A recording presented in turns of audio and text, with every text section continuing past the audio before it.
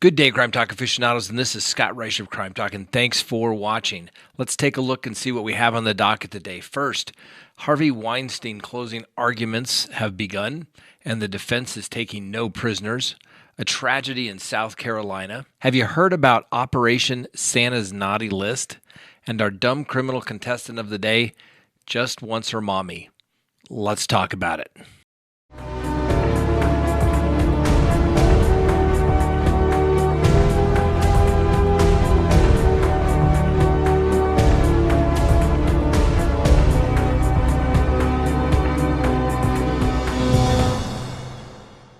Good day, Crime Talk aficionados. This is Scott Reisch of Crime Talk, and thank you for tuning in. As always, we want to thank you for doing that because we know you have lots of options on YouTube and everywhere else in the world. So the fact that you do take the time to watch Crime Talk, we greatly appreciate it. If you haven't done so already, hit that subscribe button, hit the like if you like our video, and always leave us a comment. First on the docket, the Harvey Weinstein trial is coming to an end.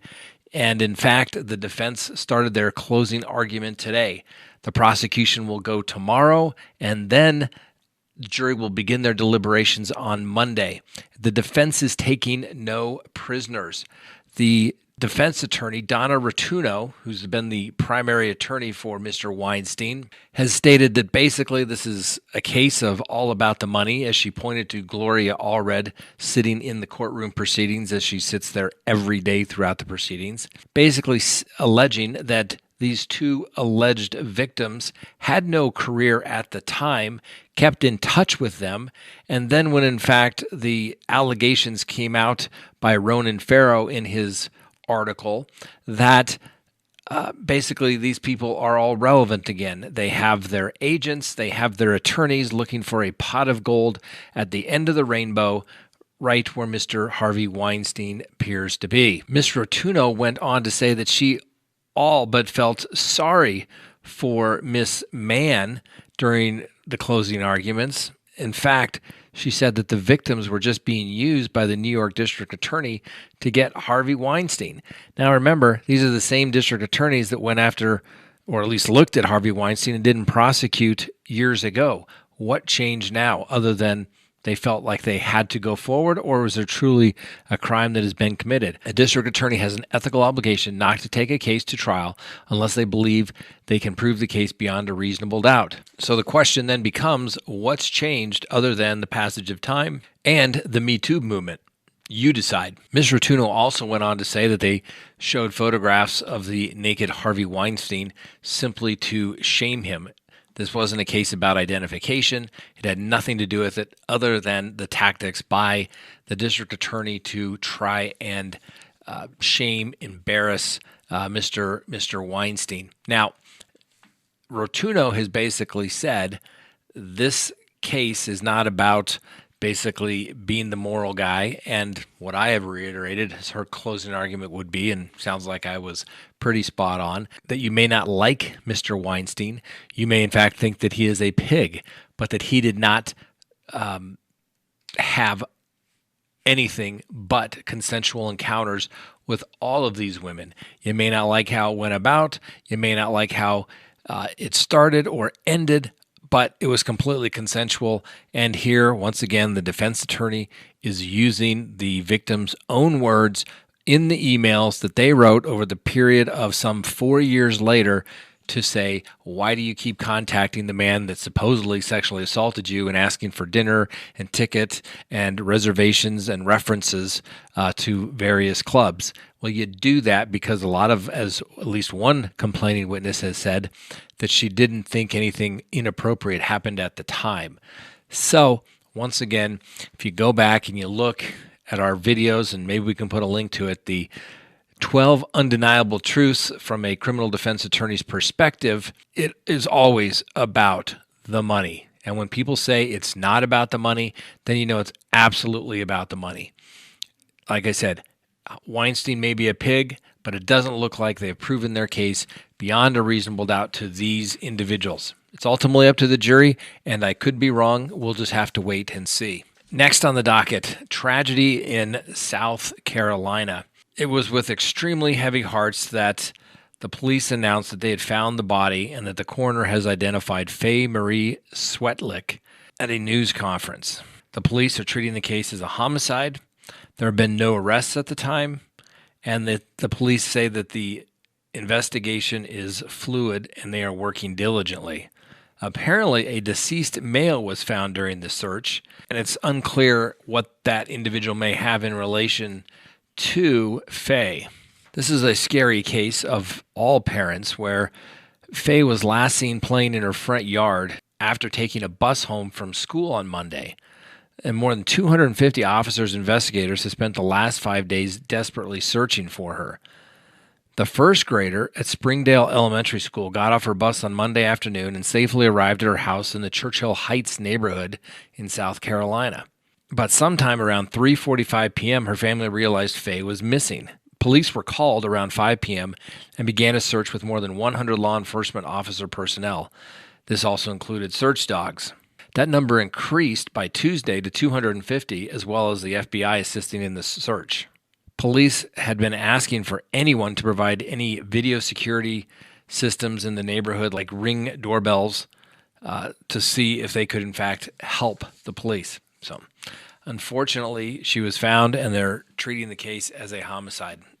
That has got to be a parent's worst nightmare. And when a child can't play in their own yard, what's the world coming to? Next on the docket, have you heard of Operation Santa's Naughty List? You probably haven't. However, if you were one of the 124 people caught up in the sting and charged with misdemeanor solicitation, yes, you've made the naughty list. One of the individuals who was caught on the naughty list was a professional golfer, Tommy Two Gloves Gainey. And Mr. Gainey, like many of the other individuals in the case, have reached a deal with the prosecution to avoid any jail time for and allegedly soliciting a prostitute. What's the options on other? What do you mean? Like sex? Okay. How long? Just a quick visit. Quick visit? I could do $60. Okay. Okay. Sounds good. Yeah. Okay.